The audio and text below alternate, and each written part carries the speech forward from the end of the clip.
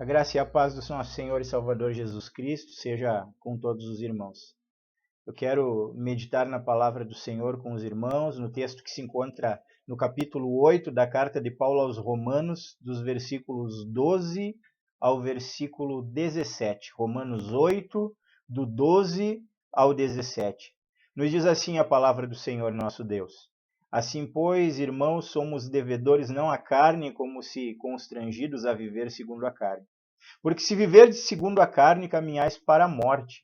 Mas se pelo Espírito mortificardes os feitos do corpo, certamente vivereis. Pois todos os que são guiados pelo Espírito de Deus são filhos de Deus. Porque não recebestes o espírito de escravidão para viverdes outra vez atemorizados, mas recebestes o espírito de adoção, baseado no qual clamamos: Abba, Pai. O próprio Espírito testifica com o nosso espírito que somos filhos de Deus. Ora, se somos filhos, somos também herdeiros, herdeiros de Deus e co-herdeiros com Cristo. Se com ele sofremos, também com ele seremos glorificados. Vamos orar ao Senhor neste momento? Pai, nós oramos a Ti, Senhor, agradecendo pela Tua graça, pela Tua misericórdia, pelos cuidados que o Senhor tem tido conosco, pelo suprimento do Senhor nas nossas vidas, papai. Louvado seja o teu nome por toda a tua infinita bondade e misericórdia sobre nós e o teu perdão para os nossos pecados, Pai. Senhor, nós vamos meditar na tua palavra agora e pedimos, Senhor, que se porventura há algum empecilho, Pai querido, nas nossas vidas, que o Senhor remova. Se há algum pecado que foi cometido por nós, Pai querido, que o Senhor perdoe, Papai. Senhor, que as verdades que nós vamos tratar aqui, Pai querido, que são verdades espirituais importantes, sejam aplicadas à nossa mente, ao nosso coração, Pai querido, e que o Senhor nos dê o entendimento espiritual delas, Papai. E nós possamos conduzir as nossas vidas de acordo com a Tua palavra, Pai querido, no nosso viver diário, Papai. É o que nós oramos, Senhor, agradecidos em nome de Cristo Jesus, o Teu Filho. Amém.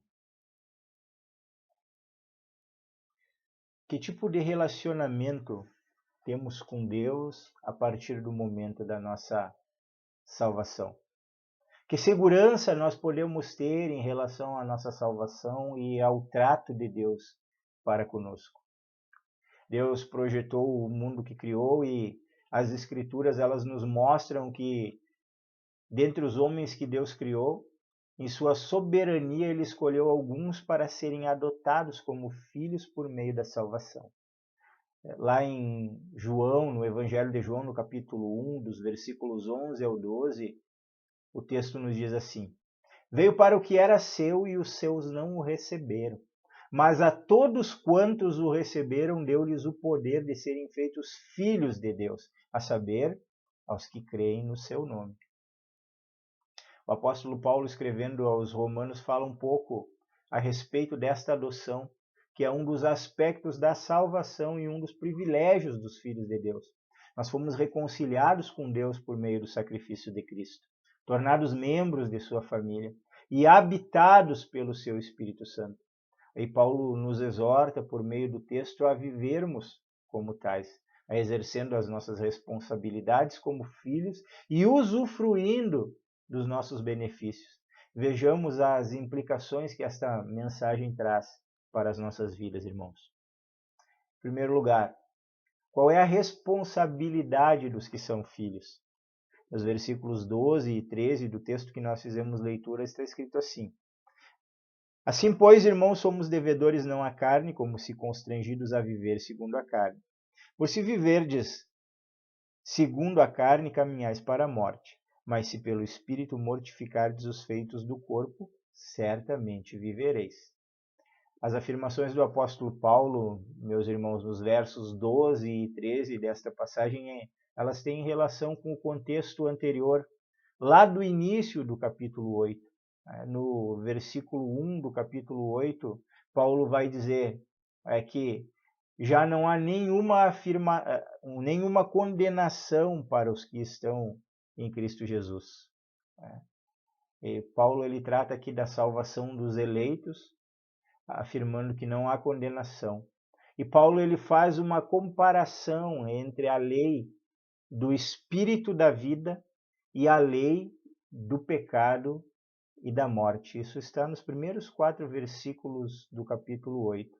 E a explicação para esse tema é que a lei de mandamentos dados por Deus e que serviram como regra de conduta para os homens, desde que a lei foi dada por Moisés, e ainda hoje servem como uma regra de conduta, elas não puderam, essas leis, ou essa lei não pôde ser cumprida pelos homens por causa da natureza pecaminosa do homem.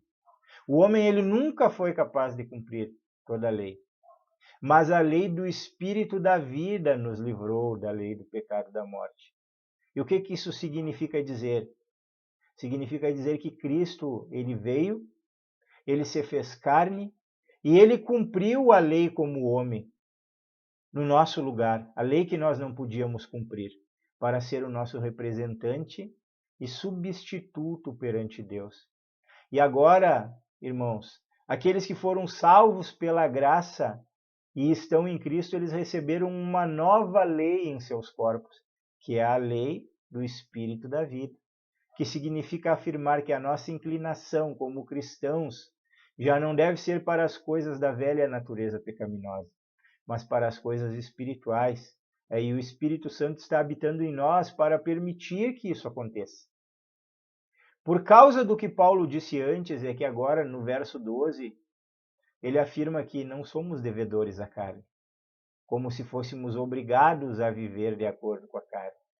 A ideia de viver segundo a carne, ela refere-se ao conjunto de desejos, de motivações, de afetos, de inclinações, princípios e propósitos pecaminosos que porventura possam estar presentes em nossa vida e que nos distanciam de Deus. O que o apóstolo está dizendo aqui é que temos uma dívida com Cristo e com o Espírito Santo, por aquilo que o Senhor fez por nossas vidas, nos dando a salvação, e por aquilo que está fazendo em nós, quando nos submetemos à obra do Espírito Santo em nossas vidas, nos dando os seus dons e gerando o seu fruto em nós. O apóstolo Paulo, ele aqui nos aponta 2 possibilidades.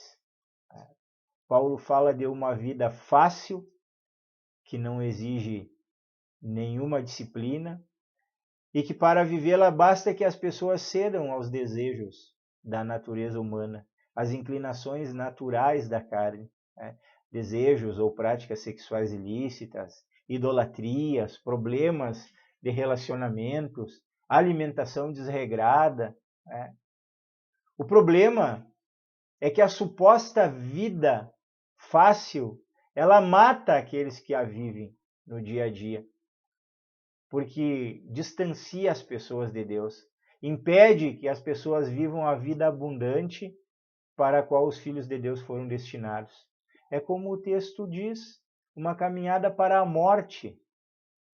Então Paulo ele nos apresenta uma outra forma de viver a vida cristã, que é a única aceitável, uma forma que exige compromisso, que exige disciplina, pois temos que adotar uma atitude de abrir caminho para a ação do Espírito Santo em nossas vidas. Precisamos andar em relacionamento com Ele por meio da meditação na palavra, da oração, de uma vida de obediência aos preceitos da palavra de Deus e ao mesmo tempo identificar e mortificar aquelas obras da carne que são contrárias à vontade de Deus. O resultado da obediência disciplinada, meus irmãos, é uma vida abundante, uma vida florescente em Cristo. Em todos os aspectos, em todos os sentidos, uma vida de alegria, de realizações, uma vida plena em todos os seus sentidos. Em segundo lugar, o texto aqui nos mostra que os que possuem o Espírito Santo são filhos de Deus. Os versos 14 a 16 nos dizem assim: pois todos os que são guiados pelo Espírito de Deus são filhos de Deus, porque não recebemos o espírito de escravidão. Não recebestes o espírito de escravidão para viverdes outra vez atemorizados, mas recebestes o espírito de adoção, baseados no qual clamamos, Abba, Pai. O próprio Espírito testifica com o nosso espírito que somos filhos de Deus. Irmãos, nós temos aqui, dos versos 14 ao 16, parte do conteúdo bíblico da doutrina da adoção. A doutrina da adoção é uma parte integrante da doutrina da salvação. É certeza da obra completa operada pelo Senhor em nossas vidas. Antes de nós sermos alcançados pela graça de Deus, nós não apenas estávamos mortos em nossos pecados, como nós éramos inimigos de Deus. Quando o Senhor nos chamou de maneira eficaz, de maneira irresistível, nós atendemos a este chamado e fomos gerados de novo espiritualmente, recebidos como justos perante Deus pelo sacrifício substitutivo de Cristo, convertidos em atitude de fé e de arrependimento, santificados e adotados como filhos. Nós não apenas fomos transformados em novas criaturas, mas nós fomos selados, marcados pelo Espírito Santo de Deus como propriedades do Senhor, como filhos de Deus. É isso que nós fomos tornados. Paulo ele deixa claro que um dos privilégios daqueles que são filhos é ser guiados pelo Espírito. Ele não apenas habita em nós, mas ele nos dá direções, orientações, sabedoria. Por esse motivo, o nosso relacionamento com o Deus Espírito Santo, meus irmãos, deve ser de proximidade, deve ser de intimidade. Quando nós falamos que ele é um guia é alguém que conduz uma outra pessoa. Como seremos guiados se não estivermos juntos dele? O nosso desafio como filhos de Deus é o desafio da comunhão, da proximidade. Esta é uma das características dos verdadeiros filhos de Deus, pessoas que são próximas do Espírito Santo e têm o Espírito Santo habitando, agindo, mudando, direcionando as suas vidas.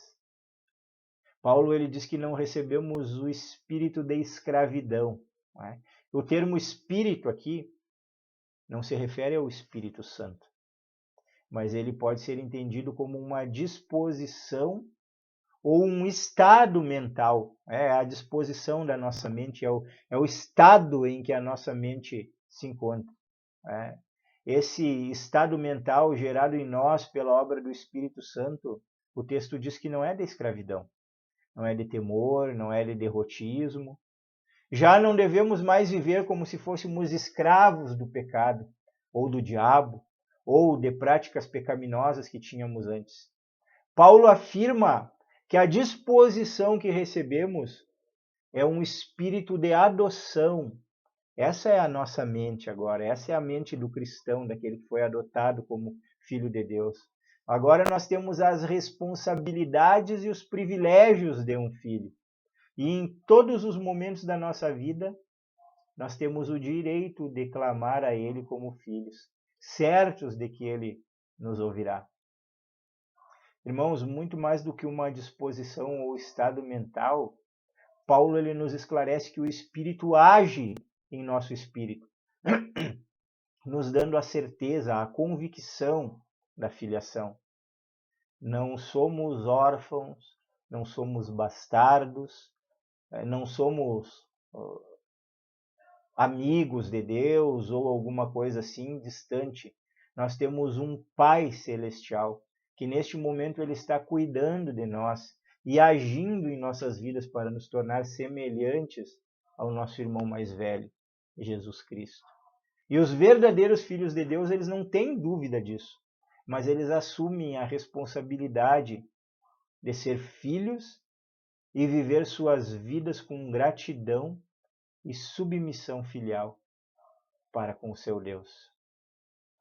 Outra coisa que nos é dita é que os filhos eles participam da herança. Versículo 17 diz assim: ora, se somos filhos, somos também herdeiros, herdeiros de Deus e co-herdeiros com Cristo. Se com ele sofremos, também com ele seremos glorificados. O apóstolo Paulo aqui ele traz uma mensagem de esperança e de consolo no verso 17. De esperança, porque nos ensina que somos filhos não apenas com benefícios para esta vida, pois nos concedeu por sua bondade uma herança em Cristo, da sua glória e do seu reino eterno. Tudo que Cristo herdou da parte do Pai, por sua obediência, pertence a nós. E é algo que não podemos simplesmente descrever, de tão grandes coisas, de tão grandes bênçãos, tanto no presente quanto no futuro, de sermos filhos de Deus. Isso nos dá esperança. Né? Nós esperamos com uma grande expectativa a eternidade com Deus. A mensagem do verso 17 ela pode ser considerada também uma mensagem de consolo, porque se sofremos como cristãos, considerando esse momento pelo qual nós estamos passando, por exemplo, momento de pandemia, momento de dores, momento de irmãos ficando enfermos, momento de irmãos partindo com o Senhor, e tantos outros que são os sofrimentos desta vida, mas nos é dito aqui que também participaremos da sua glória, e esse fato nos ajuda a entender e a enfrentar o sofrimento de forma adequada. Paulo, inclusive, continua falando no verso 18, aqui desse mesmo texto, o versículo que segue o versículo 17, a respeito dessa questão do sofrimento, e ele diz o seguinte: porque para mim eu tenho por certo que os sofrimentos do tempo presente não podem ser comparados com a glória a ser revelada em nós. Então, Paulo aqui ele nos dá uma certeza por meio dessa palavra. O sofrimento, ele virá para os servos de Deus. Passaremos por momentos difíceis, passaremos por situações difíceis. Todavia, Paulo diz aqui que nada do que venhamos passar se compara à glória a ser revelada em nós. Isso não pode ser comparado. E Paulo é alguém que teve um vislumbre que Deus permitiu. Ele fala a respeito disso em 2 Coríntios 12. O Senhor permitiu que ele visse algumas das glórias celestiais. Então, nada que venhamos passar aqui pode, inclusive como diz aqui no mesmo capítulo 8, nada pode nos separar do amor de Deus que está em Cristo Jesus. E mesmo os sofrimentos que nós venhamos a passar não se comparam com aquilo que nos espera na eternidade. A glória eterna será muito maior. Sofrer como filho de Deus é entender que assim como Cristo sofreu, nós sofreremos, mas que assim como ele venceu, nós venceremos também. Meus irmãos, eu quero concluir a nossa meditação. Nós tratamos nesta oportunidade desse texto de Romanos que nos desafia a adotarmos uma postura cristã, de submetermos a nossa carne, as suas inclinações, ao domínio do Espírito Santo, vivendo uma vida de contemplação da palavra de Deus e de oração que nos levam a um relacionamento proveitoso com o seu Espírito Santo. Paulo ele destacou a doutrina da adoção, mostrando-nos que como filhos somos guiados pelo Espírito. Nós recebemos uma disposição ou estado mental de filhos que podem confiar em Deus e clamar a Ele em um testemunho em nosso próprio espírito, da parte do Espírito Santo, de que somos filhos de Deus. Há um testemunho, nós temos essa realidade como uma certeza de fé, como uma convicção. Nós podemos ter esperança e consolo na herança eterna que nos espera, de que não somos filhos apenas para esta vida, mas para todo o sempre. Eu gostaria de encerrar fazendo aqui algumas aplicações. Primeiro, Paulo ele não nos dá duas opções, dizendo que nós podemos ser cristãos carnais e irresponsáveis, ou podemos viver em relacionamento com o Espírito Santo. Não nos é dada essa opção. Cristãos, eles mortificam a carne. Eles batalham dia a dia para viver uma vida santa e de obediência à palavra de Deus, e eles têm o Espírito Santo habitando em si para os ajudarem para que isso se torne realidade. Seja, portanto, essa a nossa atitude, uma atitude de obediência, uma atitude de fidelidade, uma atitude de comunhão com Deus por meio do seu Espírito Santo. Segundo, o texto bíblico que estudamos, ele mostra que os filhos de Deus, eles têm o grande privilégio de serem guiados pelo Espírito Santo.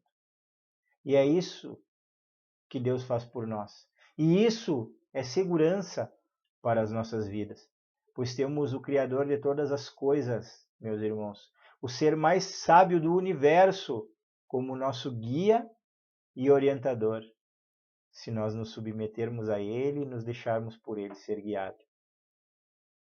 Sejamos assim guiados pelo Espírito Santo. Terceiro e último lugar, jamais nos esqueçamos que as maiores angústias e tristezas que venhamos a passar nessa vida não se comparam com a glória que nos está reservada na eternidade. Que esse pensamento, que esta convicção nos ajude a enfrentar cada situação difícil, cada luta, cada provação, cada tribulação nas nossas vidas. Um futuro glorioso nos espera na eternidade com Deus. Que Deus ele nos abençoe e aplique a sua bendita palavra aos nossos corações. Vamos orar ao Senhor neste momento. Pai, nós te agradecemos pela tua bendita palavra que o Senhor nos concedeu aqui e oramos ao Senhor em nome de Jesus, papai, para que o Senhor aplique essas verdades aos nossos corações, Pai. Nós, Senhor Todo-Poderoso, somos devedores ao Senhor, Pai querido, pela obra de Cristo na cruz do Calvário, pela obra transformadora do Espírito Santo nas nossas vidas, pelo fato de termos sido adotados como filhos pelo Senhor, Pai querido.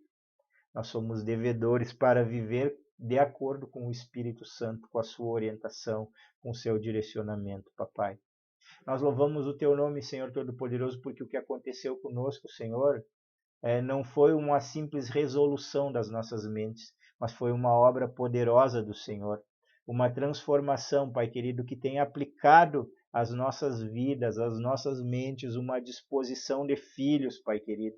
Já não temos mais uma mente de escravos do pecado, mas de filhos de Deus, Pai. Ajuda-nos a conduzirmos a nossa vida como filhos, confiando no Senhor, tendo a certeza da habitação do Teu Espírito nas nossas vidas e esperando, Pai querido, a herança dos santos, Pai querido, que nos aguarda e vivendo, Senhor, em obediência o tempo que nos resta ainda, Senhor, na face desta terra.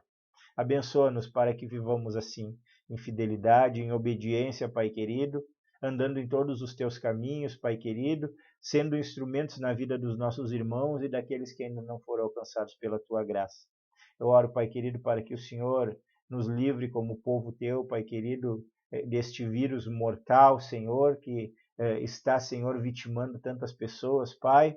E eu oro, Senhor Todo-Poderoso, para que o Senhor nos abençoe, Senhor, nesta semana que está por vir, que o Senhor nos guarde do mal, Pai querido, que o Senhor nos livre de toda injustiça, que seja uma semana abençoada na Tua presença, Pai querido. É o que nós oramos e agradecemos, em o nome do Teu Filho amado, Cristo Jesus. Amém. Desejo a todos, então, uma excelente e abençoada semana na presença do Senhor.